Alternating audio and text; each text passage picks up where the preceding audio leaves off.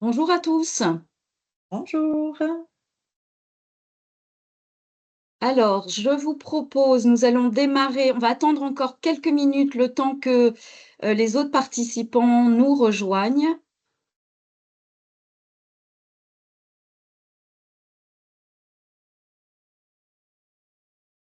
Voilà, c'est parfait, vous nous entendez, très bien.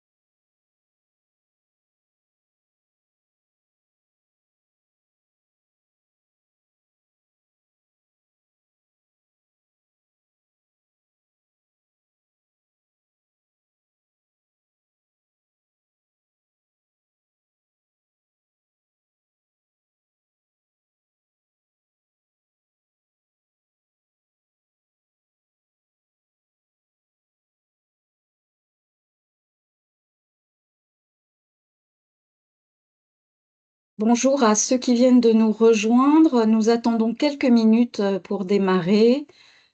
Vous êtes 30 participants, mais on attend encore un petit peu d'autres inscrits.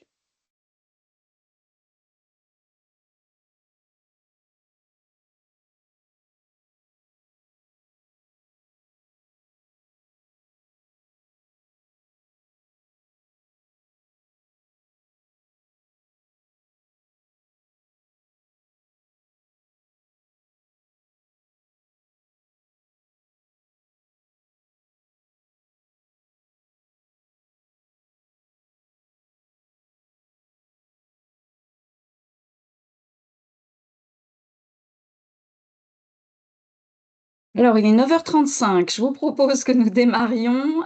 Bienvenue à ce webinaire sur l'INS, donc l'identité nationale de santé. Ce webinaire s'inscrit. Alors, je vais d'abord me présenter, pardon, je suis Christelle Boulin.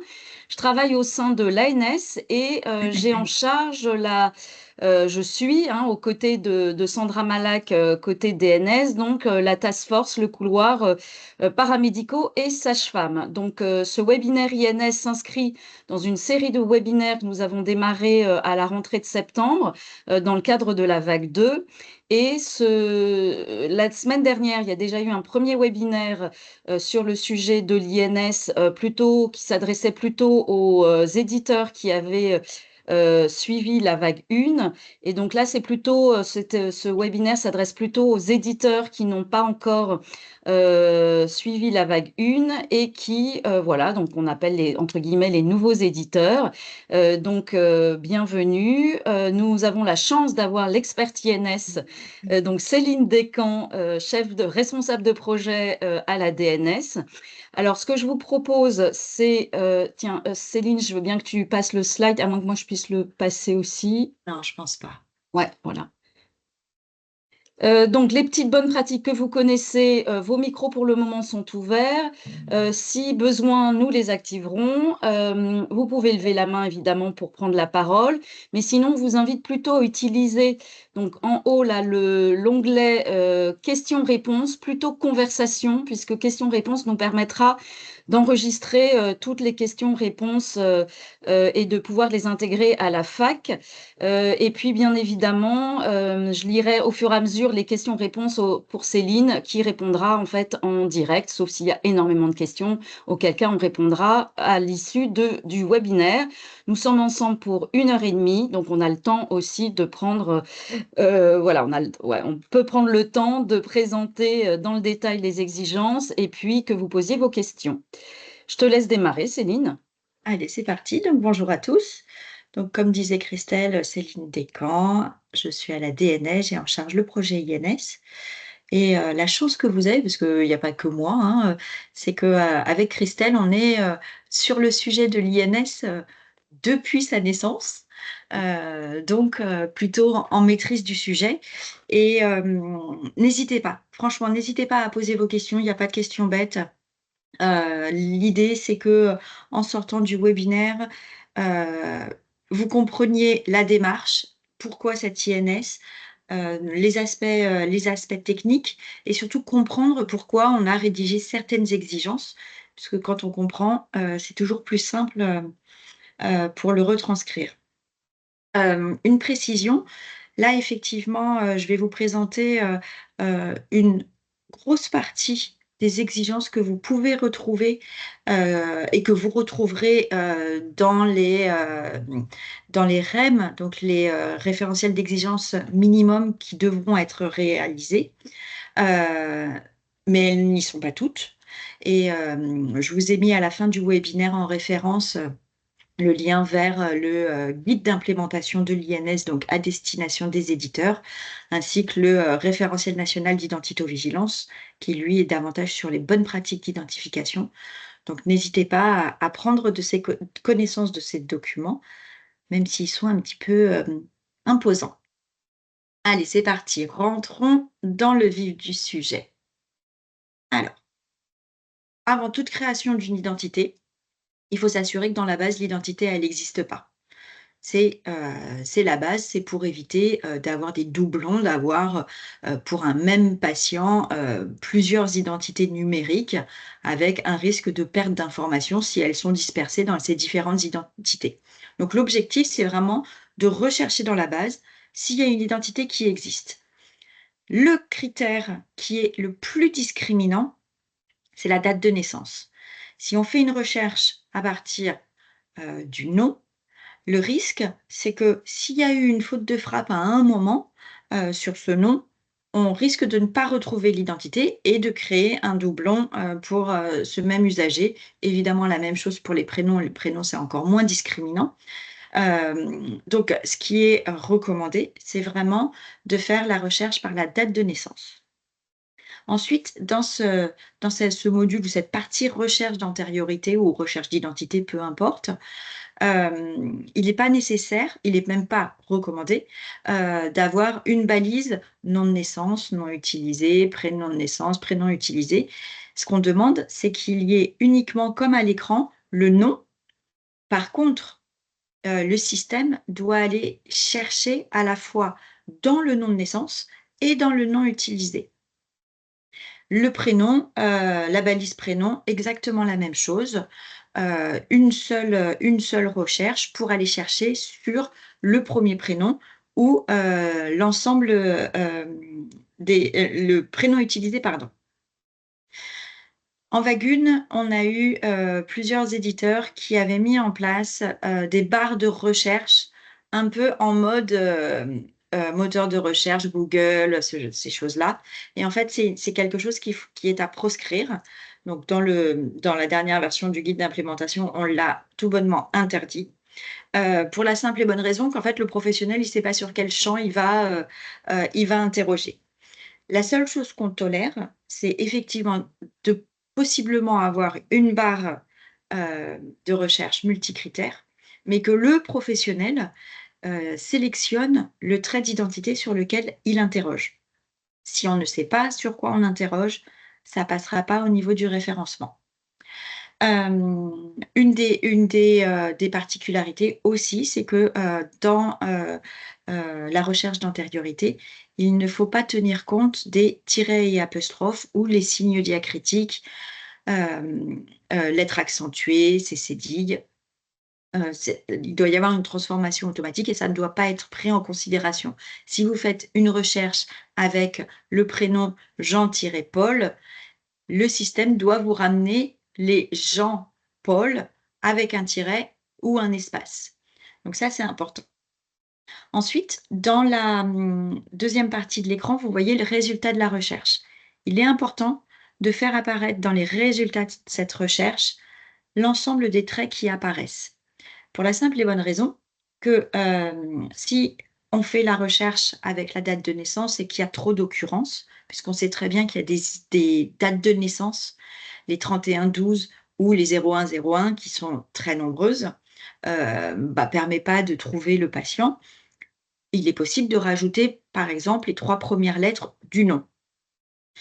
Comme je disais préalablement que, l'interrogation sur le nom doit taper à la fois sur la balise nom de naissance et nom utilisé, si ces critères n'apparaissent pas dans les résultats de la recherche, le professionnel, il ne sait pas pourquoi il y a une identité qui va sortir, qui ne correspond pas forcément à sa recherche. Donc il est important d'avoir l'intégralité, de ces traits d'identité. Une précision, que je ne vous ai pas faite au début du webinaire, vous retrouverez, le numéro des exigences, sur chacune des diapositives pour vous faciliter, la retranscription, sur les référentiels d'exigence, minimum. La création d'identité. En fait, la création d'identité, elle oblige le renseignement de 5 traits. Ces 5 traits, c'est les 5 traits stricts obligatoires pour créer une identité. Si, il y a un des traits qui n'est pas renseigné, la création ne doit pas aboutir. Donc ces 5 traits, vous les avez, c'est le nom de naissance, le premier prénom de naissance, qu'il soit simple ou composé, la date de naissance, le sexe et le lieu de naissance. On a aussi, les traits complémentaires. Ce qu'on appelle complémentaires, en fait, c'est les traits qui ont vocation dans le temps à pouvoir évoluer. Les 5 traits stricts obligatoires sont basés sur les traits d'état civil. Ceux-là n'ont pas vocation à évoluer dans le temps, même si on sait qu'on peut avoir un changement de nom de naissance, un changement de prénom, date de naissance, mais globalement, pour la majorité des personnes, ces traits n'ont pas vocation à changer. C'est pour ça qu'on a fait ce choix des 5 traits stricts obligatoires. On a aussi des traits complémentaires pour faciliter un peu la relation, patient, professionnel. Donc on a le nom utilisé et le prénom utilisé. Ces 2 champs, en fait, ils ne doivent être remplis que lorsqu'ils sont différents du nom de naissance et du premier prénom de naissance. En fait, j'ai aucun intérêt à dupliquer, les noms de naissance et prénoms de naissance dans les noms utilisés et prénoms utilisés, pour la simple et bonne raison que ce n'est pas des champs qui sont obligatoires. On les rend obligatoires, mais ils n'empêchent pas la création de l'identité, uniquement lorsqu'ils sont différents, du nom de naissance. Autre chose, capitale, c'est, le lieu de naissance. Donc le lieu de naissance, en principe, quand on a le patient, c'est une information auquel on a accès, ou quand on a, une création d'identité par téléphone, il suffit juste de demander à la personne son lieu de naissance pour le renseigner. Parfois, on a des situations où on n'a pas accès, à ce lieu de naissance. Hem et du coup, on a, mis en place une règle que je vous expliquerai, en dehors, juste après cette diapositive. Hem, donc aucun autre trait ne doit être rendu obligatoire en dehors de ces 5 traits pour la création d'une identité. Céline, on a une première question concernant la barre de recherche, donc une question de Oui, Julie Calais, oui. qui demande: «Le professionnel doit-il sélectionner le champ ou bien le trait doit être mis en avant dans les résultats multicritères? Par exemple, le professionnel doit sélectionner l'item date de naissance ou est-ce que dans la barre de recherche, si c'est noté date de naissance XXXXXX, cela conviendra-t-il?» Alors, pour moi, si dans la barre de recherche, il y a effectivement, le libellé du champ qui va être interrogé, ça convient. Ça convient tout à fait. Donc les deux sont faisables. Soit effectivement, vous proposez, une fenêtre et le professionnel sélectionne le champ sur lequel il va interroger, soit dans la barre, il y a le libellé qui est, explicite et ça conviendra très bien. Merci. De rien. La règle du, 1er prénom. En Vagune, on a eu pas mal de soucis avec ce champ premier prénom, donc on a fini par se dire qu'on n'avait pas été suffisamment explicite. En fait, ce qu'il faut savoir, c'est que, on a rendu obligatoire le champ premier prénom de naissance à la création de l'identité, mais que le téléservice, lorsqu'il est interrogé, n'est pas en capacité, pardon, d'identifier le champ premier prénom. Ça, c'est parce que ça a été implémenté comme ça dans les bases de l'INSEE sur lequel est adossé le téléservice INSEE. Donc le téléservice va renvoyer à chaque fois la liste des prénoms. Alors parfois, on peut avoir qu'un seul prénom, hein, ça facilite les choses, mais la plupart du temps, on a plusieurs prénoms. Donc, si le téléservice vous renvoie, dans la liste des prénoms, comme l'exemple là, Max Patrick. Le premier prénom, il ne doit être, enfin, il doit correspondre obligatoirement au début de la liste des prénoms. On peut avoir Max, on peut avoir Max Patrick, avec un espace, on peut avoir Max-Patrick comme champ premier prénom. Par contre, on ne peut pas avoir Patrick. C'est impossible. Donc, soit effectivement le professionnel s'est trompé en renseignant le champ premier prénom, soit il y a une discordance, une différence entre l'identité qui est présente sur le document d'identité et le téléservice. Et à ce moment-là, le professionnel soit refuse de rapatrier les traits INS parce que c'est pas la bonne identité, soit modifie le champ premier prénom parce que c'est le téléservice qui a raison. Mais en aucun cas, le champ premier prénom, il doit être différent du début de la liste des prénoms qui est renvoyée par le téléservice.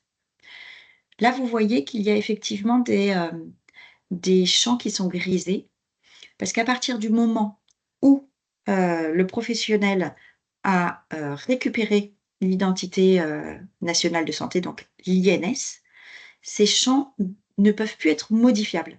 On ne peut pas changer, c'est du bon sens, des traits d'état civil officiels. Donc, vous devez, par un moyen que vous pouvez choisir, montrer aux professionnels que ces identités, ces traits d'identité ne sont pas modifiables. Par contre, le champ premier prénom doit toujours rester à la main de l'utilisateur, en gardant la cohérence dont je viens de vous parler, mais il doit toujours être modifiable. Parce que par exemple, là, on a Max, et puis le téléservice renvoie Max-Patrick, et en fait, à l'interrogation du patient, il dit: «Ah oui, c'est vrai, mon nom officiel, c'est bien Max-Patrick». Donc le professionnel doit pouvoir modifier ce champ premier prénom. Céline, une seconde question donc, de Ludovic Labo. Que se passe-t-il si un patient ne veut ou ne peut pas fournir une des 5 informations?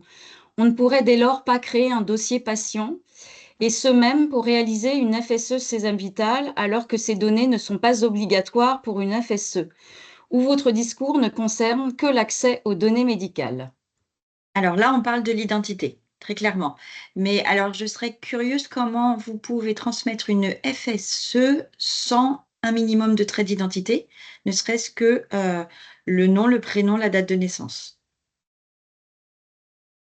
Le sexe, on peut le déduire si on a le patient, en principe. La seule problématique concerne le lieu de naissance et je vais vous en parler juste après. Si, par contre, vous avez aucun trait d'identité, un patient, par exemple, inconscient, sans document d'identité, sans carte vitale, sans rien, là, on est sur une identité, complètement fictive, donc de toute manière, il y a pas d'appel au téléservice. Ça, c'est évident et après, il doit y avoir des procédures de création d'une identité fictive par les professionnels. Mais là, on est quand même sur des professionnels de ville. Identité fictive, c'est quand même pas très, fréquent, je pense. Et Ludovic Labo complète en disant: «Elles sont issues de la carte vitale, point d'interrogation». Alors, les traits d'identité? Alors, Oui, je pense qu'il parlait ouais, des alors des des traits, ouais. il y a 2 choses sur la carte vitale.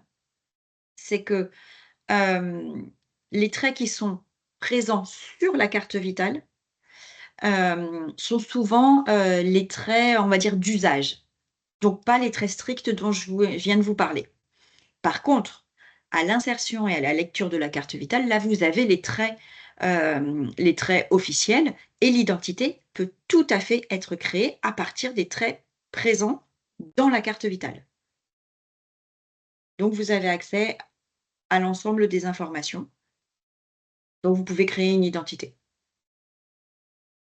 Et je dirais même, vous pouvez, ce qui est encore mieux, c'est insérer la carte vitale, lancer un appel au téléservice, récupérer les traits INS et alors là, on est dans le nec plus ultra puisque vous avez l'intégralité des traits que, on le verra plus tard, mais je vais vous le dire à maintes reprises, l'appel au téléservice à partir de la carte vitale est la méthode à privilégier puisqu'elle est beaucoup plus sûre.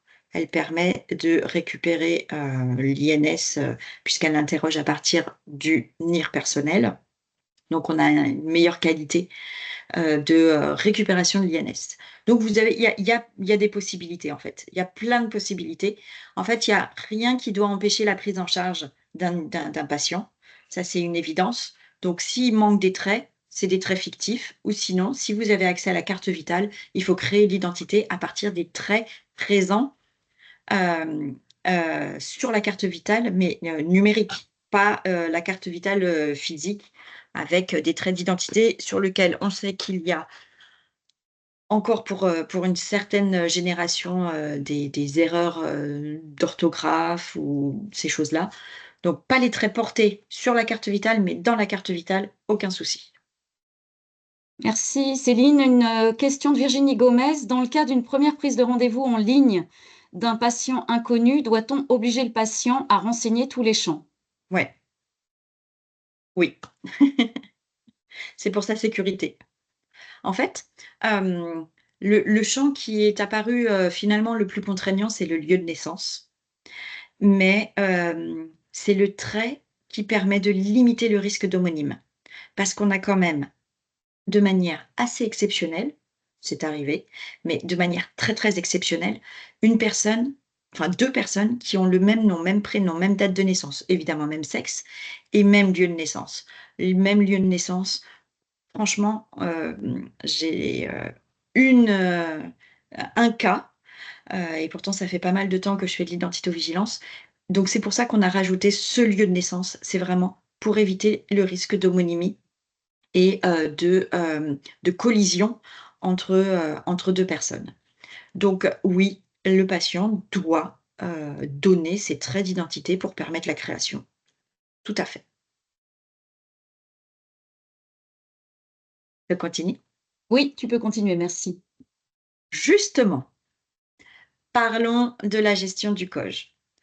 En fait, ce qu'il faut savoir, c'est que, le code officiel géographique du libellé du lieu de naissance, c'est le premier motif de, refus de, récupérer l'INS pour les professionnels. Pour la simple et bonne raison que, ces COJ, ils peuvent avoir évolué dans le temps. On a, des communes qui ont fusionné, des pays qui ont disparu, des, des créations et en fait, le téléservice, il renvoie obligatoirement le COJ au moment où la personne est née. Donc s'il y a eu un événement sur cette ville, heu, plus tard, hem, il peut y avoir une différence. L'exemple que je prends, le plus souvent, c'est la ville de Suresnes. La ville de Suresnes, avant, alors je sais plus, j'ai oublié la date, mais avant 1960, il me semble, hem, faisait partie de Paris. Donc les personnes qui sont nées à Paris avant cette date-là ont un COJ qui commence par 75. Aujourd'hui, si vous cherchez le COJ de Suresnes, vous allez avoir 92. Et là, les professionnels, légitimement, si eux ont renseigné dans leur base 92 et que le téléservice renvoie 75, ils vont se dire, il y a une discordance, je ne récupère pas, ce n'est pas la même personne. Or, on est bien dans le cadre de la même personne, mais il y a juste une évolution de ce COJ. Donc ce qu'on vous propose, c'est 2 alternatives.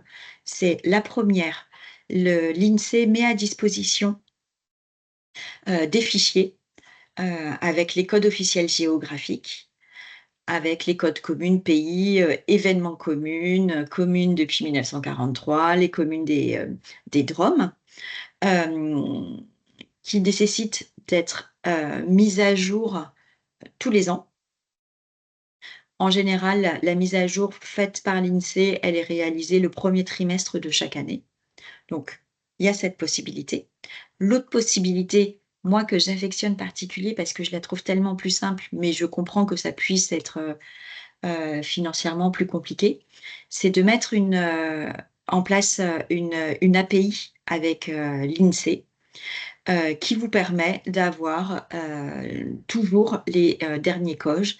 Il y a pas la nécessité de, faire les mises à jour, hem et du coup, le professionnel, lorsqu'il renseigne sur N, si le patient, il est né en, 1947, et ben, avec l'interrogation de l'API ou, le téléchargement des fichiers, en fonction de ce que vous aurez choisi, renverra le COJ au moment de sa naissance. Et du coup, on ne sera plus dans cette difficulté à avoir une différence par rapport au coche qui est ramené par le téléservice. Il y aura, égalité, parfaite et le professionnel ne sera pas en difficulté, pour, récupérer, l'INS. Tout à l'heure, je vous disais qu'il y a quelques rares cas où effectivement on n'a pas accès au COJ. Je dis rares cas parce que encore une fois, là, vous êtes, sur une activité de ville.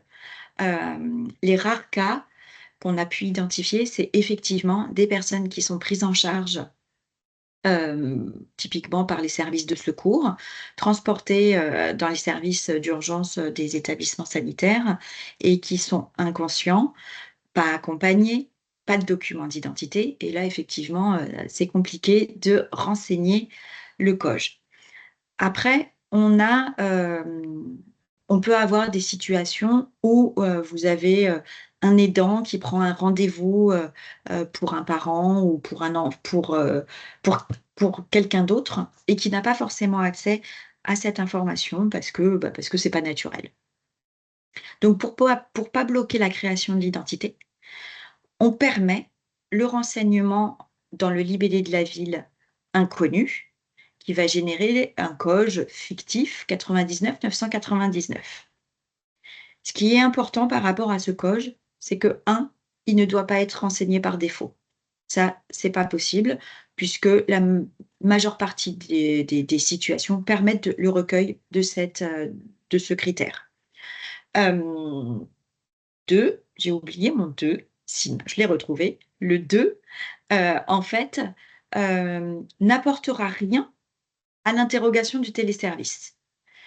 C'est-à-dire que le téléservice, on le verra un peu plus tard, il interroge uniquement avec les champs nom de naissance, premier prénom de naissance, date de naissance et sexe.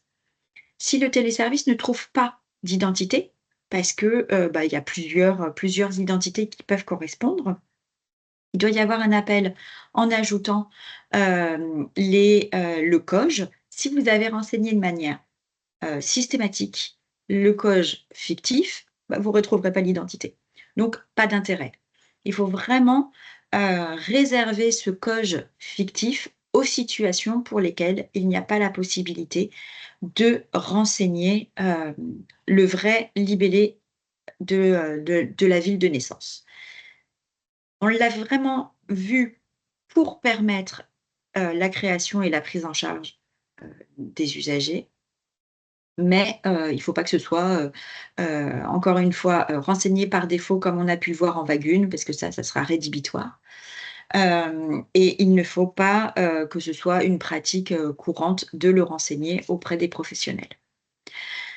Si vous avez fait le choix de télécharger les fichiers et pas de mettre en place l'API, il est possible qu'à un moment donné, il y ait une mise à jour et que vous ne l'ayez pas téléchargé et que le téléservice renvoie un code qui ne soit pas dans votre référentiel. Donc, il doit être permis, le système doit permettre l'alimentation manuelle du libellé de la ville, même si elle n'est pas connue de votre logiciel. Pas de questions, Christelle, sur le code? Si, j'y arrive. Plusieurs questions. Donc, une première question de Caroline Gaudin. Est-ce que l'API INSEE permet de faire autant d'appels que nécessaire, par Ouais. exemple plus de 30 fois par PS chaque jour? Ah ouais, ouais, ouais. Avant de décider de mettre à disposition cette API, heu, on a un peu torturé l'INSEE pour savoir leurs capacités et on leur a fait un petit peu, je vous épargnerai les comptes d'apothicaire parce que là, on parle effectivement, 30 appels, par jour par PS, mais on a tout le reste des professionnels, qui peuvent solliciter cette API et ils nous ont dit: «Elle est hyper robuste, allez-y, faites-en la promotion». Mais ça me fait penser à quelque chose quand, j'entends votre question, que je n'ai pas dit et qui est essentiel. C'est qu'une fois que vous avez récupéré l'INS, vous n'avez pas besoin de la récupérer à chaque venue. Donc là, effectivement, le PS qui va se mettre à qualifier toute sa base, pendant quelque temps, il va appeler de manière, régulière, mais une fois qu'il aura, récupéré l'INS de sa file active, il ne devra appeler le téléservice que pour les nouveaux. Donc, bon an, mal an, on aura, quelque chose qui, ira, en décroissant, assez rapidement. Mais pas de crainte, l'API est super robuste, l'INSEE, me l'a garanti. Merci. Deux questions de Guillaume Jansou. La première, c'est sur des bases patients déjà existantes, Mmh. lors de l'implémentation de l'INS, peut-on créer d'office des identités provisoires pour chaque dossier patient? Je comprends pas la question. Tu peux redire, Christelle? Oui, sur des bases patients déjà existantes, lors de OK. l'implémentation de l'INS, peut-on créer d'office des identités provisoires pour chaque dossier patient? Mais et si vous avez déjà les identités, dans votre base, pourquoi vous voulez recréer une identité provisoire, en fait? Je comprends pas. Peut-être, on Oui, peut je vais voir donner si je les peux. Oui, droits? Ouais, oui, tout ce à sera peut-être fait. plus simple, Est-ce que vous pouvez lever la main, monsieur Jansou? Comme ça, je vais vous repérer plus facilement. Bon, peut-être le temps que vous leviez la main pour cette question, heu, oui, ou la qualifier en tant Non. qu'identité provisoire. Alors, Peut-être on va monsieur, voilà, si vous pouvez lever la main. Il avait une deuxième question, c'est au niveau de la base de données, les fiches d'identité doivent-elles être physiquement séparées dans une table à part du dossier patient historique? bah, dans votre, logiciel, vous avez le dossier patient et vous devez avoir, une partie, identité, une partie, facturation, et dossier patient, hem, qui doivent être, forcément liés. Elle ne doit pas être complètement séparée parce que sinon vous allez avoir une identité d'un côté qui peut ne pas correspondre à l'identité de l'autre. Donc, mais allez-y, normalement, tu as réussi à donner les droits, Christelle, ou pas? Oui, normalement, c'est bon. Donc monsieur, vous Mais pouvez, voilà, ouvrir votre activer, micro. ah Mmh. voilà, ouvrir votre micro, autoriser le micro, voilà. Et maintenant vous Il faut devez que vous, de appuyer. votre Ouais, côté, super, monsieur, voilà, ça doit très être bien. bon. Oui, Bonjour. allez-y. Bonjour. Bonjour. Alors effectivement, peut-être la deuxième question était peut-être plus pertinente dans un premier temps. Donc nous avons une base patient historique avec une Mmh. table et certains champs qui ne Mmh. sont pas forcément ISO avec Bien. bah, les Normal. prérequis de Mmh. l'INS. Ouais. Et du coup, est-ce que la bonne pratique, c'est de créer une autre table liée à ce dossier, à cette table patient pour créer une table des identités? Ou est-ce qu'il faut transformer notre table pour qu'elle soit, notre table patient historique, pour qu'elle soit ISO des prérequis INSI? Deuxième solution. D'accord. Deuxième solution, sinon vous allez vous retrouver avec des doublons. Non, deuxième solution, il faut upgrader, les identités, mais l'idée, c'est de le faire au fil de l'eau, en fait. Là, effectivement, l'INS, j'ai oublié de vous le dire, mais est rendu obligatoire depuis 2021. Donc on est un petit peu en décalage, mais à partir du moment où vous allez vous engager dans le référencement de votre solution, on n'attend pas que, au moment du déploiement, toute la base soit avec des identités qualifiées. C'est pas ce qu'on attend. On attend de la qualité et la qualité veut que, comme il doit vous manquer certains champs, que ce soit fait à l'occasion d'une venue, du patient, que l'identité soit, qualifiée à ce moment-là. Et Là, on sur le statut, justement, est-ce que du coup, en rajoutant cette notion de statut dans notre base patient, est-ce qu'on peut d'office lui créer un statut provisoire ou vous fictif? devez non, provisoire, mais Provisoire, dans 3 slides, je vous parle des statuts. très bien. Ben, je vous remercie. Céline, oui, Oui. merci beaucoup. Céline, j'ai d'autres questions. Donc, Ludovic Labo, donc vous dites nom de naissance et prénom de naissance ne doivent plus être modifiés si le téléservice remonte les traits d'identité. Mais est-ce réservé à une identité qualifiée ou est-ce aussi pour une identité provisoire? Alors, on va le voir un tout petit peu après, sur les statuts, mais les traits INS, vous ne pouvez les avoir que sur 2 statuts. Le statut récupéré, donc là, c'est très parlant, c'est vous avez récupéré l'INS, donc là, les traits INS ne peuvent pas être modifiables. L'autre statut, c'est évidemment qualifié, puisque vous avez aussi récupéré l'INS. Ils ne peuvent pas être modifiables. Une identité provisoire, c'est une identité qui a été créée, par exemple, sur du déclaratif. Donc là, les champs sont modifiables. Une identité validée, on le verra tout à l'heure, sont modifiables aussi, mais ça a forcément un impact sur le statut. Les seuls statuts qui interdisent la modification des traits INS, c'est récupérer et qualifier. Ok. Alors, plusieurs remarques de Pascal Castello. Alors, déjà, il précise que le data.gouv.fr ne comporte pas les numéros INSEE en fonction des dates. Ah si, si, il y a les historiques. Très bien. Autre remarque, le site de l'INSEE limite à 30 appels. Apparemment, c'est une info Mmh. sur le site. C'est pas du tout ce que l'INSEE m'a annoncé. Hem, je suis assez surprise. On n'a pas eu de remontée, de ce type-là jusqu'à maintenant. Je note, Ouais, on vérifiera. on vérifiera, mais je pense pas. OK. Mais on vérifiera, Une je remets pas en question, hein. Ouais, ouais. Oui, oui, bien sûr. Une remarque plus globale, toujours de Pascal, Castello. Désolé, mais votre méthode d'appel automatique de l'INSEE à partir de la lecture carte vitale ne s'applique pas pour les professions dont l'activité est majoritairement à domicile. Ah, Dans c'est ce sûr. contexte, votre méthode ne peut être qu'une suggestion et non une obligation. À l'éditeur de mettre en place le workflow le plus adapté par rapport aux réels besoins de ses utilisateurs.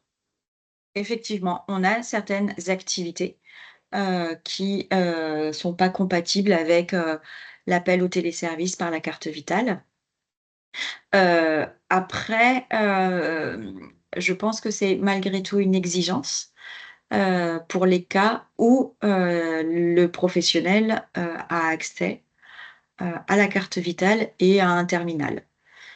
Mais, l'autre méthode, effectivement, c'est de pouvoir appeler à partir des traits d'identité, mais on le verra un tout petit peu plus tard. Mm. Pascal réinsiste sur le fait de dire il les a utilisés, donc je pense que c'était par rapport à sa Ouais. question sur les numéros INSEE et qu'ils n'y sont pas. C'est, D'accord. Tu regarderas ce point-là aussi, et puis Oui, oui, oui, tout à fait. on vous répondra, Oui, Pascal. oui, sans Mais souci. merci de votre remontée. Une autre question de Virginie Gomez. Question rétroactivité. Faut-il forcer les professionnels à repasser toutes leurs fiches patients, même s'ils n'ont plus de suivi actif? Non, non, non, pas du tout, pas du tout. Là, on parle d'INS, on parle de sécurisation de l'identité des patients. Si, vous avez des patients qui sont plus pris en charge ou parfois même qui peuvent être décédés, ça n'a aucun sens d'appeler le téléservice avec des informations qui peuvent être partielles parce que, dans les pratiques, c'était pas forcément le nom de naissance qui était renseigné, mais parfois le nom d'usage. Donc s'il y a un appel au téléservice qui est fait avec un nom d'usage, mais qui correspond vraiment, pas le téléservice risque de renvoyer, une identité. Par exemple, moi, Descamps, c'est mon nom d'usage. Si l'appel est fait sur Descamps, il est possible qu'il y ait une identité qui revienne, mais qui n'est pas la mienne, puisque c'est basé sur les traits, de l'état civil strict, au moment de la naissance. Donc du coup, il ne faut absolument pas faire ça. Comme je vous disais tout à l'heure, l'idée, c'est, d'upgrader au fil de l'eau la qualité des identités des personnes qui sont prises en charge. Aucun intérêt à valider, qualifier, récupérer une identité pour un patient qui n'est plus pris en charge, qui est décédé ou, tout ce qu'on peut envisager. C'est vraiment la file active, les personnes qui sont prises en charge, pour lequel, il y a, des actions à faire, mais encore une fois, à l'occasion d'un événement. La venue d'un patient, en consultation, une nouvelle prise en charge, oui. En dehors de ça, aucun intérêt. C'est même une pratique plutôt à risque que, de le faire sur, les identités historiques des personnes qui vont plus être vues, par le professionnel. Merci Céline. Bah, je te laisse poursuivre. OK. Les champs modifiables. Bon, alors, on en a déjà, pas mal parlé. Lorsque l'identité, est au statut récupéré qualifié, les champs rapatriés ne sont pas modifiables. Comme je vous disais tout à l'heure, le champ premier prénom doit toujours être modifiable, mais cohérent avec le début de la liste.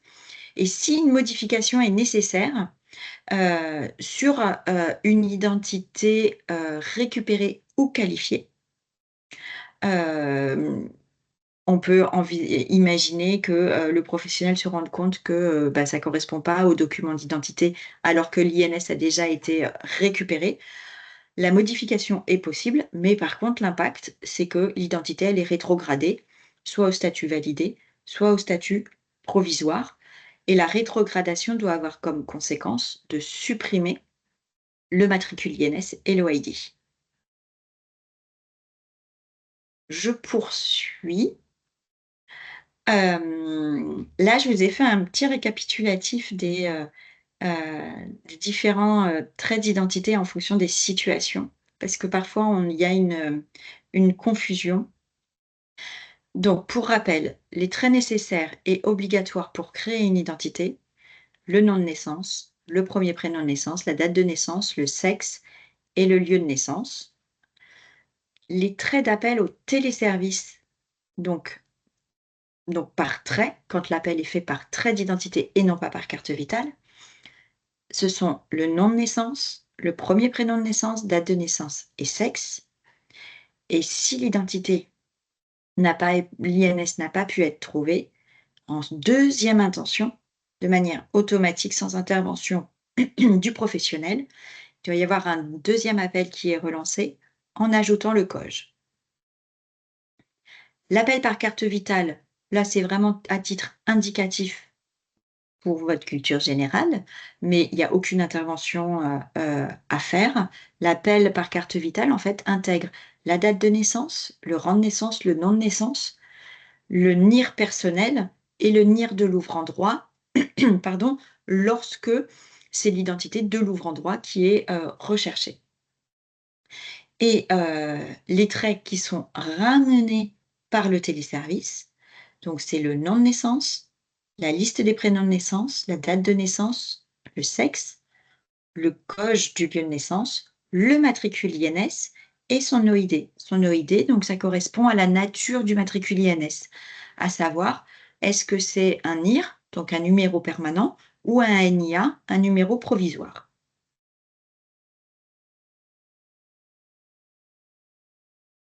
Christelle, je poursuis tant que tu ne m'interromps pas. Parlons des statuts. Alors, en fait, lorsqu'il y a une création d'une identité, si elle n'est pas faite à partir de l'appel au téléservice, comme je vous évoquais tout à l'heure, à partir de la carte vitale, elle a obligatoirement le statut provisoire. Pour la simple et bonne raison qu'à cette étape-là, il n'y a pas eu d'appel au téléservice et qu'elle n'a pas été créée à partir d'un document d'identité. Donc elle est provisoire. L'autre statut, c'est récupérer. L'identité, elle a été créée et il y a eu un appel au téléservice. Donc là, on est vraiment dans le statut récupéré, appel au téléservice réalisé. Mais par contre, je n'ai pas accès à un document d'identité, donc elle reste récupérée. Le statut validé, c'est qu'elle est créée à partir d'un document d'identité, mais à cette étape-là, il n'y a pas d'appel au téléservice réalisé, donc elle est validée. Le statut qualifié, en fait, associe le statut récupéré et le statut validé.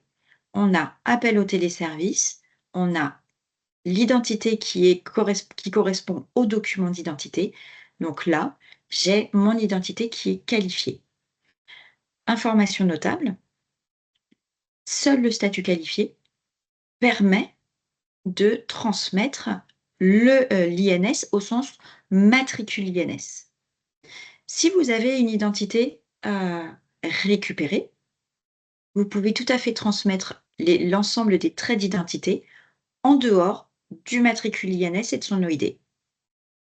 De la même manière, si vous avez une identité validée, les traits qui sont transmis sont les traits qui ont permis la création de l'identité. J'insiste sur ce statut qualifié. C'est vraiment ces 2 étapes, appel au téléservice, cohérence avec le document d'identité. Je ne peux transmettre le matricule INS et son EID que quand ils sont qualifiés. Je ne peux alimenter mon espace santé que lorsque l'identité est qualifiée. Si vous avez une identité qui est récupérée, le document ne peut pas alimenter mon espace santé. Évidemment provisoire pas. Validé non plus, puisqu'on doit avoir l'INS. C'est la clé d'entrée pour alimenter mon espace santé et sécuriser vraiment l'identité. On a pensé à 3 attributs. Alors, juste, le statut est obligatoire. Une identité qui est créée va obligatoirement avoir le statut provisoire et en fonction des actions, aura un des autres statuts. On a ajouté des attributs. Donc, on a 3 attributs qui ne sont évidemment pas obligatoires, puisqu'on a 3 attributs, homonymes, douteux et fictifs. Toutes les identités ne peuvent pas être homonymes, douteux et fictifs, évidemment, de la même manière, pas. Mais on a pensé à ces attributs, donc ils doivent être en plus du statut de l'identité, uniquement quand c'est nécessaire, homonymes pour apporter une vigilance particulière aux professionnels, pour dire attention, là, cette identité, j'en ai une qui est vraiment très très proche, donc je la tag homonyme, mais l'attribut homonyme n'interdit absolument pas d'appeler le téléservice, d'avoir un statut validé ou qualifié.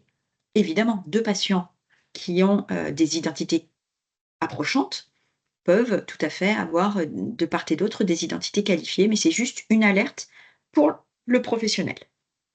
Par contre, une identité douteuse ou fictive interdit catégoriquement l'appel au téléservice. Vous vous doutez bien que si je me présente et que je vous dis que je m'appelle Adriana Carambeu, il y a quelques éléments qui peuvent vous permettre d'en douter. Donc, le professionnel peut le taguer identité douteuse, évidemment elle est au statut provisoire, et interdire l'appel au téléservice pour pas prendre le risque d'attribuer une INS à une mauvaise personne. On doit avoir ces 3 attributs mis à disposition des professionnels, mais je vous rappelle, ce sont des attributs qui sont complémentaires, qui ne sont pas obligatoires à attribuer à chaque identité. C'est vraiment dans ces 3 cas de figure. Pas de questions? Pas de questions, tu peux poursuivre. Top. On a parlé du statut, validé et de ce fait, qualifié. Pour permettre d'avoir, un statut, validé, le professionnel doit, fournir un document d'identité. La liste des documents d'identité sont la carte nationale d'identité, le passeport, le titre de séjour, l'extrait de naissance, livret de famille pour les mineurs et les cas particuliers. Un point important, puisqu'on l'a constaté avec le déploiement de la vague 1, c'est que si dans l'activité des professionnels, il y a des prises en charge d'enfants, on a envisagé effectivement qu'un enfant puisse ne pas être détenteur d'un document d'identité qui lui est propre, d'où, l'extrait de naissance et le livret de famille. Mais, en fait, on s'est rendu compte que souvent les enfants étaient détenteurs d'une carte d'identité, ou d'un passeport. Donc, ces documents, même s'ils sont mineurs, peuvent permettre de valider, l'identité, de l'enfant. On a l'arrivée de l'appli Carte Vitale. Alors l'appli Carte Vitale, ce qu'il faut savoir, c'est que, lorsqu'on décide de l'installer sur, son smartphone, on a une étape qui s'appelle l'étape d'enrôlement et en fait, cette étape, elle combine à la fois l'appel au téléservice et la mise en cohérence avec un document d'identité.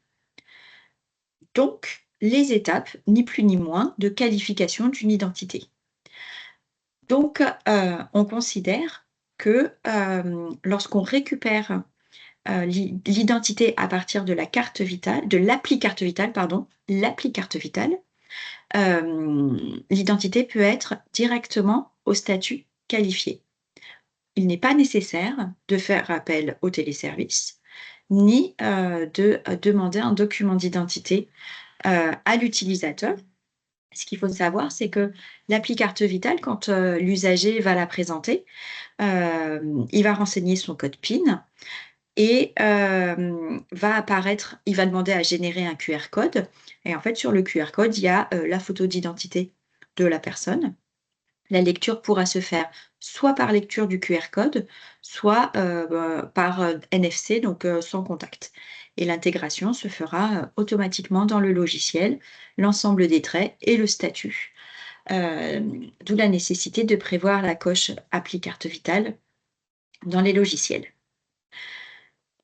On a, la procédure spécifique transitoire, plus communément, procédure d'exception, qui est réservée, uniquement aux professionnels libéraux.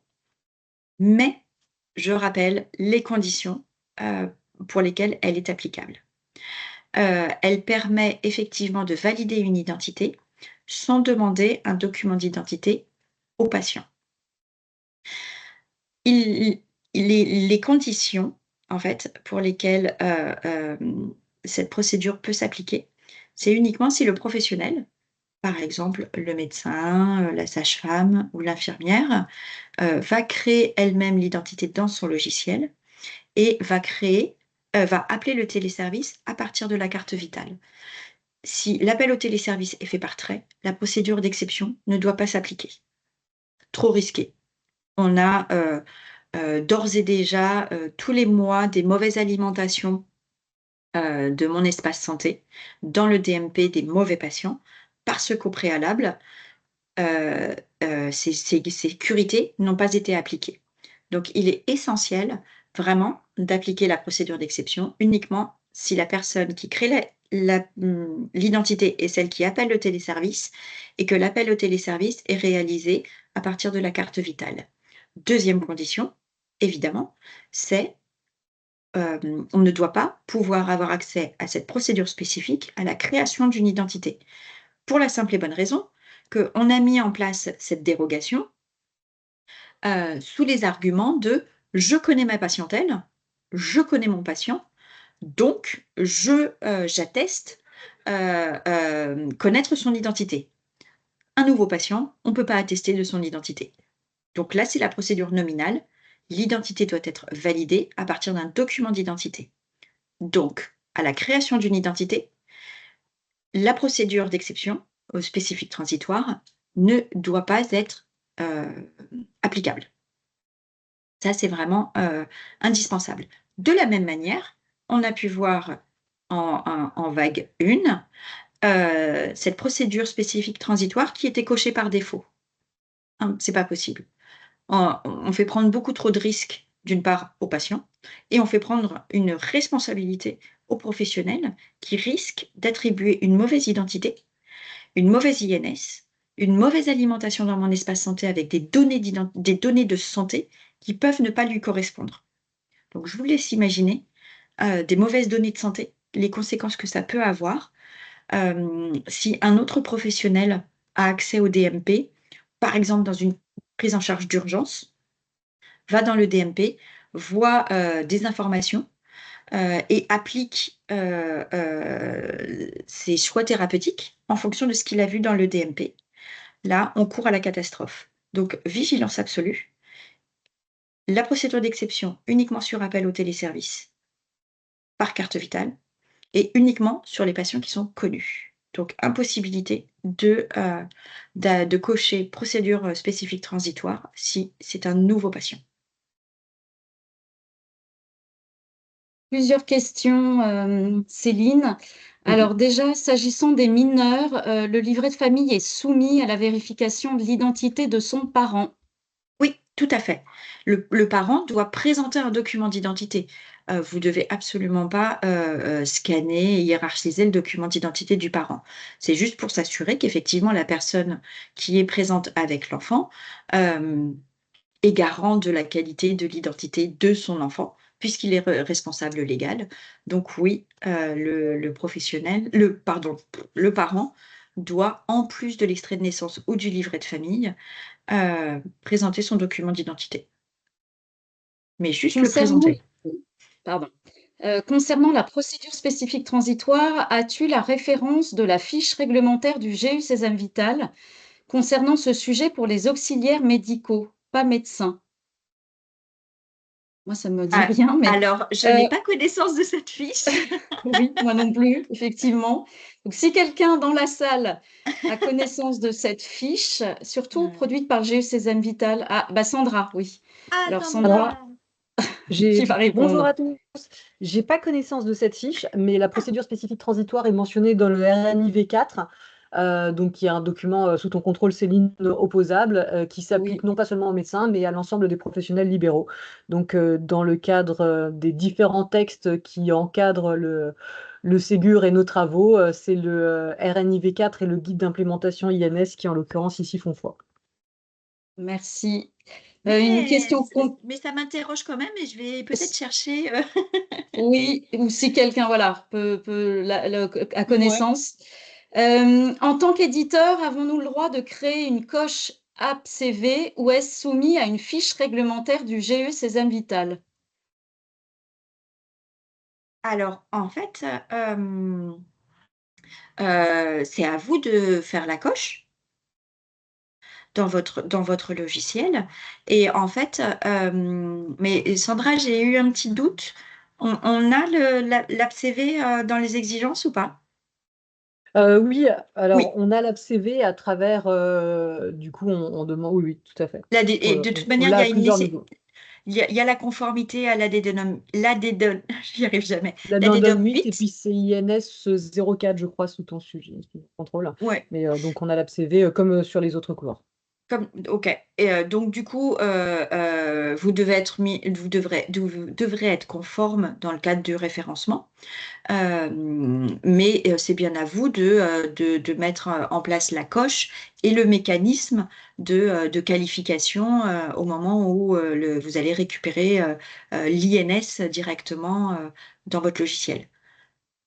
Merci. Une question qui était sur le slide précédent. Quand vous dites que INS et OID doivent être supprimés, cela signifie-t-il que ces données doivent disparaître de la BDD et que le PS doit refaire un appel au téléservice récupération pour les retrouver? Alors, complètement. Si il y a eu une modification sur les traits INS, comme je vous le disais tout à l'heure, donc l'identité est rétrogradée, il doit y avoir un nouvel appel de réaliser auprès du téléservice pour les récupérer. Parce que la modification peut impacter sur l'INS et vous remontez une autre identité, en fait, qui est probablement celle de l'usager. Donc oui, tout à fait. Nouvel appel de récupération. Une autre question de Frédéric Couder. Quelle est la définition d'un patient déjà connu? Alors, vas-y On s'en remet Sandra. au professionnel. C'est la Ouais. situation où le professionnel, du coup, connaît suffisamment le patient pour dire je ne doute pas de son identité, j'ai déjà reçu des documents qui le concernent. Je sais que Madame Martin, de son jeune fille, c'est Madame Michu. Du coup, enfin, c'est un patient que connaît déjà le professionnel et du coup, il faut en laisser le professionnel juge.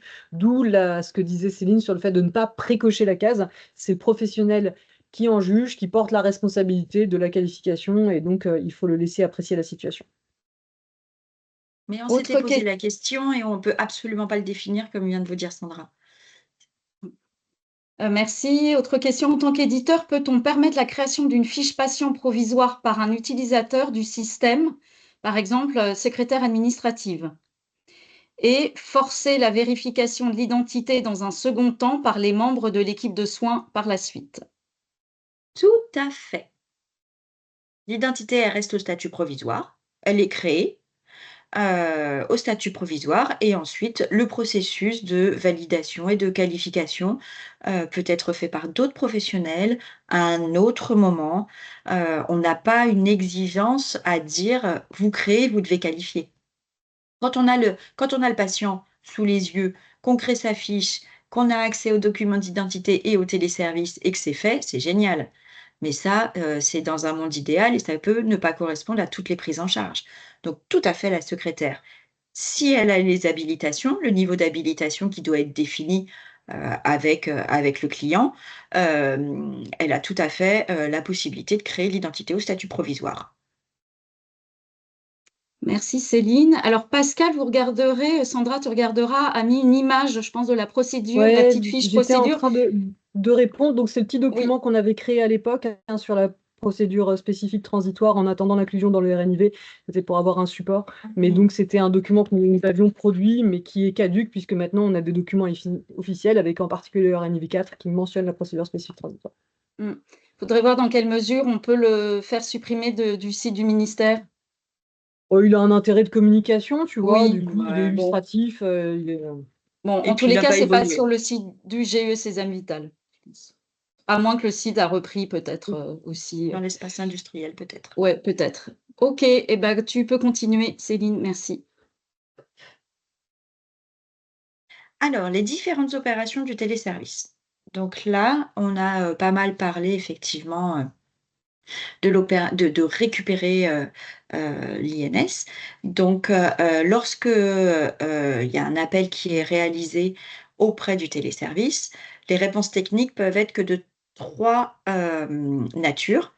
Donc, 00, une identité, trouvée, 01, aucune identité trouvée et 02, plusieurs identités trouvées.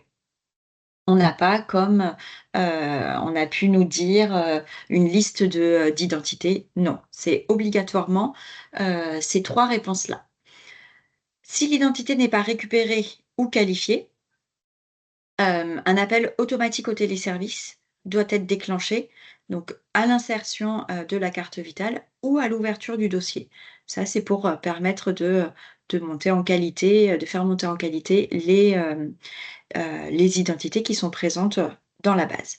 Donc là, on est dans l'opération de récupération. Donc on récupère les traits INS, comme je vous disais tout à l'heure, nom de naissance, liste des prénoms de naissance, date de naissance, sexe, COG, matricule INS et OID. Et on a, l'autre opération, c'est l'opération de vérification. Donc là, elle permet de vérifier si, l'INS que vous avez dans vos logiciels est toujours d'actualité ou s'il n'y a pas eu de modification.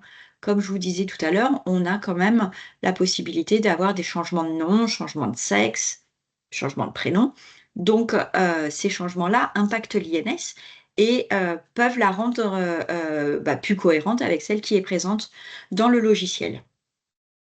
Donc, on a défini que cette opération de vérification, elle devait être effectuée tous les 4 ans sur les identités qui sont au statut récupéré ou qualifié. Une autre opération de vérification doit être lancée lorsque le matricule INS, sa nature, est un NIA. Tout à l'heure, je vous disais, l'OID correspond soit au NIR, numéro permanent, soit NIA, numéro provisoire. On a très souvent des NIA qui se transforment en fonction des démarches qu'ont entrepris les patients, qui se transforment en NIR. Donc forcément, il y a une modification de l'OID. Donc c'est pour ça qu'on demande effectivement à ce qu'il y ait, au moment d'un événement, d'une prise en charge par exemple, une opération de vérification qui soit lancée sur ces identités. Là, la réponse, elle est différente par rapport à la récupération, mais le téléservice ne va pas vous renvoyer les traits d'identité, mais il va juste vous dire si c'est OK. Donc, si c'est OK, ça veut dire que l'identité que vous avez, l'INS que vous avez, elle est toujours d'actualité. Donc, cette opération ne sera pas nécessaire avant les 4 ans d'après. Ou elle est KO. Si elle est KO, ça va nécessiter qu'il y ait un appel de récupération pour qu'il y ait une mise à jour de cette identité qui soit réalisée. Voilà pour les différentes opérations du téléservice. Ça c'est notre schéma préféré avec Sandra, qui paraît hyper complexe comme ça, mais vous n'imaginez pas ce qu'il a pu être avant d'en arriver là. En fait, c'est pour vous expliquer un petit peu les mécanismes qui sont attendus. On va commencer par le facile, donc on part de gauche à droite. J'ai une identité, j'insère ma carte vitale, l'appel au téléservice est lancé. Je vais essayer. Je ne sais pas si vous voyez ma souris. Vous voyez ma souris ou pas sur le... Oui, oui, on la voit. Ouais, super. Comme ça sera plus facile à suivre. Donc, j'appelle le téléservice avec ma carte vitale. Donc, comme je vous disais tout à l'heure, la méthode à privilégier, puisque plus sûr. Je trouve mon INS. Je fais une comparaison avec les traits qui sont présents dans le logiciel. J'ai une correspondance parfaite entre les traits existants dans la base locale, l'INS, plus le matricule INS et le NIR. Et là, j'ai l'INS qui est rapatrié de manière automatique, puisque de toute manière, on sait qu'on ne peut pas se tromper. Correspondance parfaite des traits plus matricule INS et NIR. Donc, le rapatriement de l'INS est réalisé. Et là, le système doit permettre d'avoir accès à la qualification en un clic. Sans avoir forcément... Alors, on peut imaginer qu'il y ait un encart avec qualification de l'INS où on a les documents d'identité et la procédure d'exception. Le professionnel clique sur la situation dans laquelle il se trouve et l'identité est directement qualifiée. Donc là, on est dans le schéma idéal, mais le plus fréquent, très clairement. Si on revient là, l'appel au téléservice est fait avec la carte vitale. Le téléservice me renvoie j'ai une identité unique retrouvée.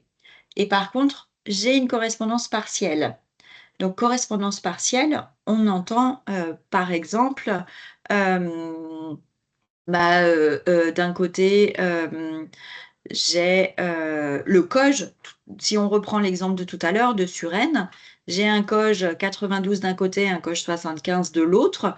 Je dois montrer à l'utilisateur une comparaison pour qu'il puisse voir où est la différence et, le cas échéant, décider si oui ou non c'est la bonne identité. Si c'est la bonne identité, on revient sur la dernière étape.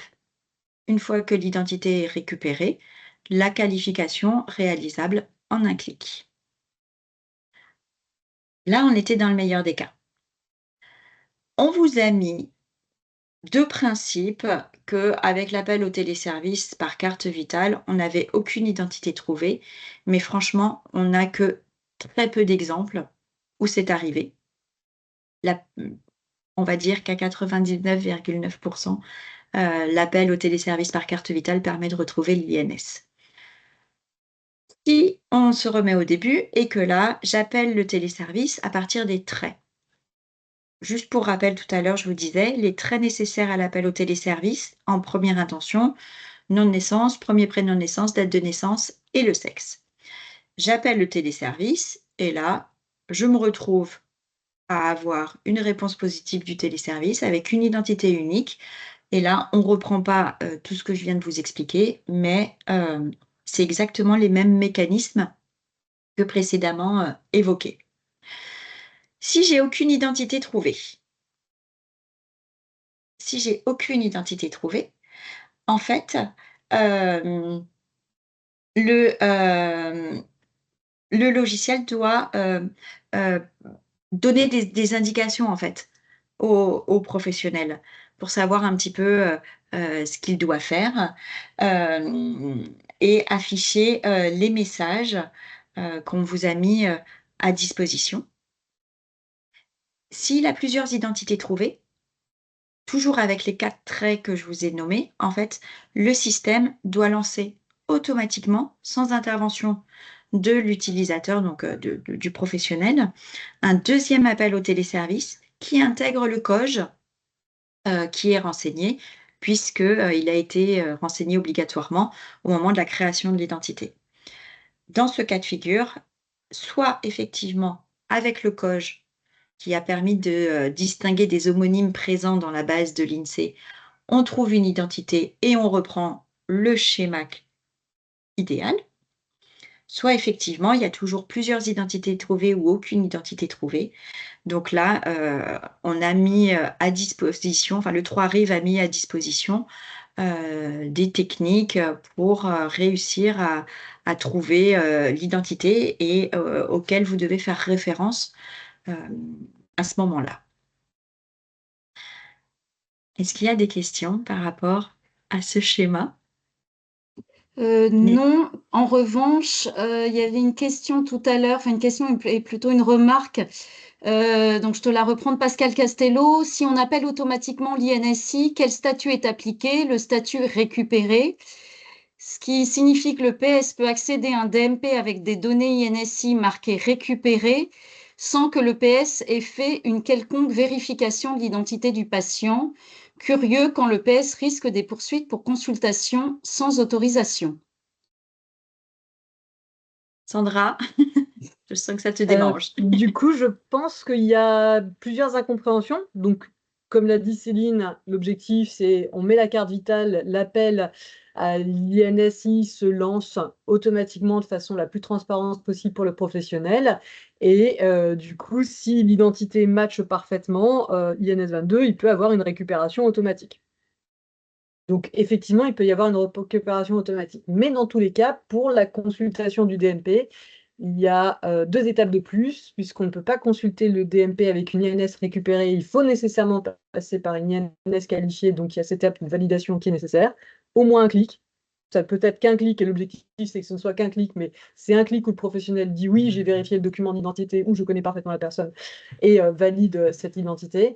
Et puis après, il y a un deuxième bouton, qui est je consulte le DMP, DMP UX13. Donc, il y a 2 étapes de plus à faire avant que le professionnel ne se retrouve sur le DMP du patient. Merci Sandra. Tu peux poursuivre, Céline. Ok. Et peut-être accélérer un peu. Réception d'une identité et écran de comparaison. Lorsque on récupère une identité qui est transmise par un autre professionnel, par exemple via la MSS, on a plusieurs cas de figure. Le premier, idéal. L'identité, elle est qualifiée de part et d'autre. qualifié dans la base locale, le document porte l'INS, là, on a une intégration qui doit se faire en un clic. Il n'y a pas de sujet, il n'y a pas de débat, on est sur la même identité, on est sécure. L'autre cas de figure où on peut avoir, par exemple, une identité qui ne soit pas qualifiée dans la base, mais qualifiée sur le document d'identité. Donc là, forcément, on n'a pas un match parfait puisqu'on n'a pas qualifié des deux côtés. Donc, on doit permettre aux professionnels d'avoir une comparaison visuelle entre l'identité qui est retrouvée approchante dans la base locale et l'identité qui est présente sur le message qui a été transmis pour qu'ils puissent voir effectivement quelle est la différence. Si l'identité elle est au statut provisoire ou validée dans le logiciel du professionnel, il doit y avoir un appel automatique au téléservice pour récupération. Et si le téléservice renvoie une seule identité et que tout match, proposer la qualification. Par contre, s'il n'y a aucune identité ou que l'identité approchante, elle est vraiment pas proche et que finalement, c'est pas la même identité, il faut permettre la création de l'identité dans la base locale à partir des traits d'identité qui sont transmis par le document ou la MSS. Donc ça, c'est les 3 cas de figure qui peuvent être rencontrés. Tout à l'heure, je vous parlais d'écran de comparaison. En fait, il faut, en dehors du match parfait, INS de part et d'autre, ou identité avec matricule INS d'un côté et NIR personnel de l'autre, ou tout match, pas d'écran de comparaison. Par contre, à partir du moment où il y a la moindre différence, il faut permettre aux professionnels de juger et de décider si vraiment l'identité, on parle de la même. Ici, je vous ai pris un exemple où effectivement, on n'est pas du tout dans les mêmes identités.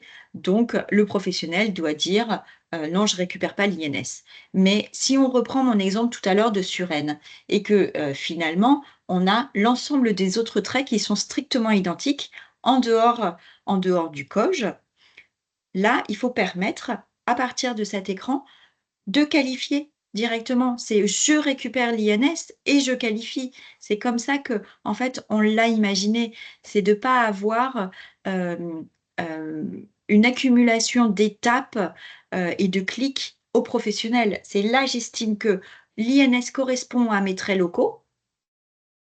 Je récupère et je qualifie l'identité sans avoir plusieurs étapes. L'affichage et la transmission des traits d'identité. Donc, on a cette interface homme-machine. On dit qu'à minima, effectivement, on doit avoir le nom de naissance, le premier prénom de naissance, date de naissance, sexe. Et bien évidemment, on doit savoir quelle est la nature des traits d'identité. Parce que vous savez très bien qu'on a des personnes qui ont comme nom un prénom. On a Monsieur Martin, et en fait, si vous n'affichez que Martin Jacques, en fait, le professionnel, il doit toujours savoir que Martin, c'est son nom de naissance et que Jacques, c'est son prénom. Pour autant, on sait aussi que le nom utilisé, c'est souvent, donc qui correspond au nom d'usage, celui qui est utilisé dans les relations avec le professionnel. Donc, on peut tout à fait avoir dans le bandeau le nom utilisé qui apparaît, par exemple, en premier, parce que c'est comme ça que le professionnel appelle son patient, c'est avec son nom utilisé.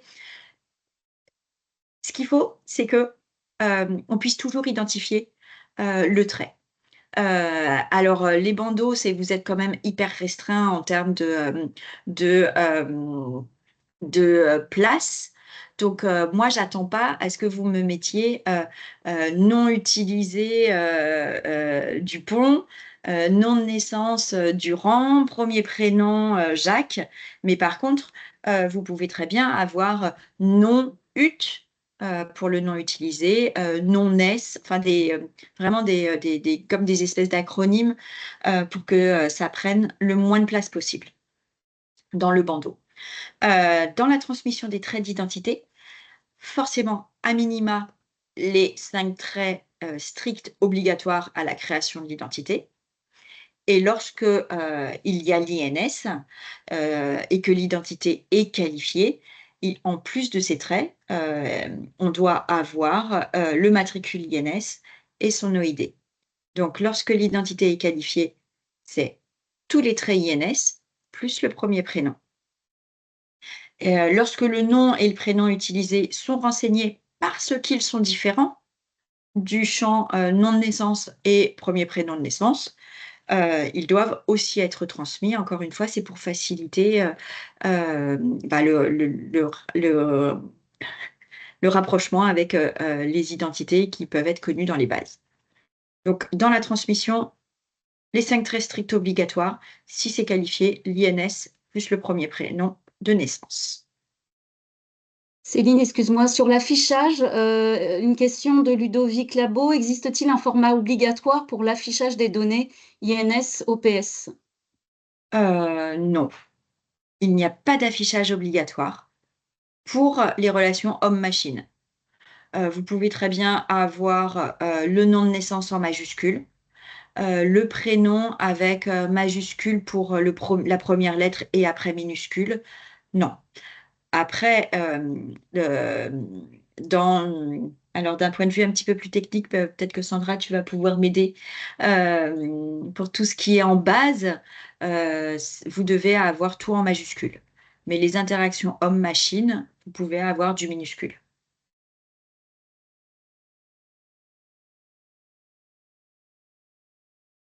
D'autres questions, Christelle, ou pas? Alors, hop. Pourquoi l'affichage des données INS ne serait-il pas identique à l'édition des données INS dans une ordonnance numérique imprimée, c'est-à-dire juste des traits d'identité sans titre des données?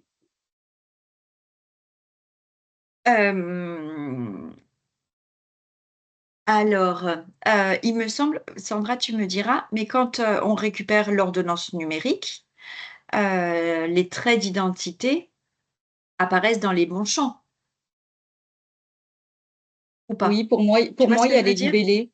Il y a les libellés. Oui. Mais il y avait, je crois qu'on a fait plusieurs. Ah non, non, l'ordonnance numérique, je sais pas. Non, je sais pas. Je vais dire une bêtise. Sur les docs, oui, mais l'ordonnance numérique, je sais pas. En fait, ce qu'il faut vous dire, c'est que le professionnel, il doit toujours savoir à quel trait d'identité correspond un champ. C'est essentiel, en fait. C'est essentiel parce que sinon ça veut dire qu'il doit se souvenir que, la première ligne, elle correspond au nom de naissance et puis que la troisième ligne, elle correspond à la liste des prénoms, mais pour peu qu'il y ait qu'un seul prénom, il y a un risque de confusion. Enfin, simplifions la vie des professionnels. Un champ égale, un trait,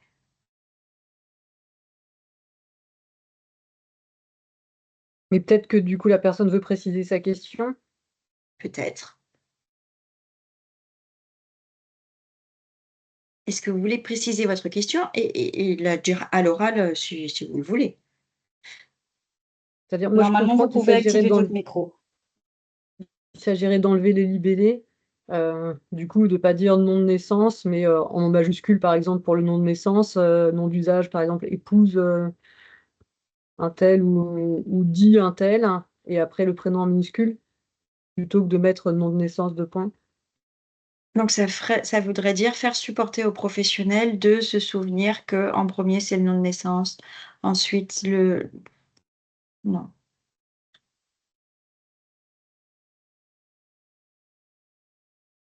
Vous voulez prendre la parole? Pour qu'on puisse ouvrir votre micro, est-ce qu'au préalable, vous pouvez lever la main?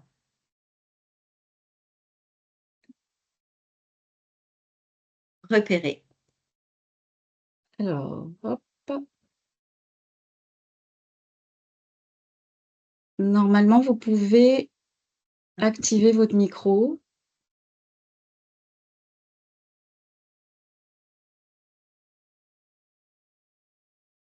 Maintenant, oui. vous pouvez cliquer sur le micro pour l'ouvrir. Ouais. Oui, bonjour, m'entendez? Oui, très Très bien. bien. Oui, désolé pour le micro, j'étais un peu long à trouver les bons Pas clics. de souci. Oui, en ce moment, je travaille également sur l'ordonnance numérique à implémenter dans le logiciel et du coup, je remarque que sur les ordonnances numériques papier, avec des actes qui ont été exécutés, donc les données INS apparaissent en bas des ordonnances numériques sur une seule ligne, sans les titres. C'est-à-dire, c'est juste une liste horizontale avec le nom de naissance, le prénom de naissance, la date de naissance, le sexe et le COG. Point. Il n'y a pas de titre. Donc, je voulais savoir si c'était normal ou pas, quoi. Pourquoi pas normaliser l'affichage partout à l'identique, c'est tout. Voilà. Maintenant, Alors, sur un document, sinon ça fait des gros pavés à imprimer, quoi. ouais, je suis d'accord, ça fait des gros pavés. On a mis à disposition des cartouches INS. Oui, où on avait Euh, simplifié un peu les choses quand même. Ouais, Ouais. mais ce qui prennent aussi encore beaucoup de place. Mais en fait, pour moi, ça me paraît tellement naturel de savoir à quel champ correspond quel trait pour faciliter, encore une fois, la lecture des professionnels et pas leur demander de se souvenir quel champ ou quelle information correspond à quoi. Mais j'entends. Oui, très bien, merci. C'était juste Une une réflexion, remarque entre les une différents remarque. services. Voilà, juste une remarque entre les différents services où l'INS est implémenté, en fin de compte, c'est pour ça. Christelle, est-ce qu'il y a d'autres questions? Je pense qu'il me reste une diapo. Pardon, tu peux poursuivre. Je peux poursuivre. La dernière diapositive, qui correspond effectivement au stockage des traces. Donc, pour l'appel au téléservice, ce qui est attendu à minima, c'est forcément l'utilisateur qui a eu accès au téléservice, l'horodatage de l'accès, le lien, les requêtes qui sont réalisées, le retour du téléservice et l'image des traits retournés par le téléservice. Alors ça peut paraître, un petit peu beaucoup, mais en fait, on se rend compte que, il y a forcément besoin d'avoir, la trace de l'accès au téléservice puisqu'on est quand même sur de la donnée OK d'identité, mais avec, le matricule INS, vous savez que, c'est une donnée qui est, ultra sensible et puis ces traces permettent quand, il y a eu une mauvaise remontée du téléservice, permet à l'éditeur, en fait, d'envoyer ces traces au GIE Sésame Vital pour qu'ils investiguent et qu'ils essaient de corriger cette situation. Sans ces traces-là, rien ne peut être entrepris. Et lorsqu'il y a une récupération de l'appli carte vitale, on est un petit peu sur la même chose en dehors du retour du téléservice, puisque pour rappel, lorsqu'on récupère l'identité qualifiée à partir de l'appli carte vitale, il n'y a pas d'appel au téléservice à réaliser, donc forcément pas de trace de cette sollicitation et encore moins du retour du téléservice. Pour votre bonne information, on met à disposition un certain nombre de documents, de supports, d'affiches que vous pouvez communiquer auprès des utilisateurs. On a au niveau de l'ANS, il y a une plateforme de e-learning avec des modules dédiés à l'INS. Je vous rappelle juste que l'accès à la plateforme est complètement gratuit. Et puis, comme je vous disais tout à l'heure, des documents ont été faits pour faciliter les démarches que doivent engager les professionnels en fonction du retour du téléservice. Et puis évidemment, ma Bible, le référentiel national en identité-vigilance et le guide d'implémentation que je vous invite à lire, d'apprendre par cœur. Et si vous avez des questions, n'hésitez surtout pas. En vague 1, on sait que l'ensemble des éditeurs ont été en difficulté. On a notre part de responsabilité. Je pense que ce qu'on avait dans notre tête n'a pas été forcément retranscrit de manière intelligible, ce qui a induit parfois des développements qui ne correspondaient pas à nos attentes. Et on a fait cette mise à jour du guide d'implémentation en ayant bien ça en tête, en essayant de le faire le plus compréhensible possible. Mais il est encore possible qu'il y ait des zones d'ombre. Donc n'hésitez pas à solliciter le support pour les industriels au niveau d'une part du GIE et d'autre part au niveau de l'ANS.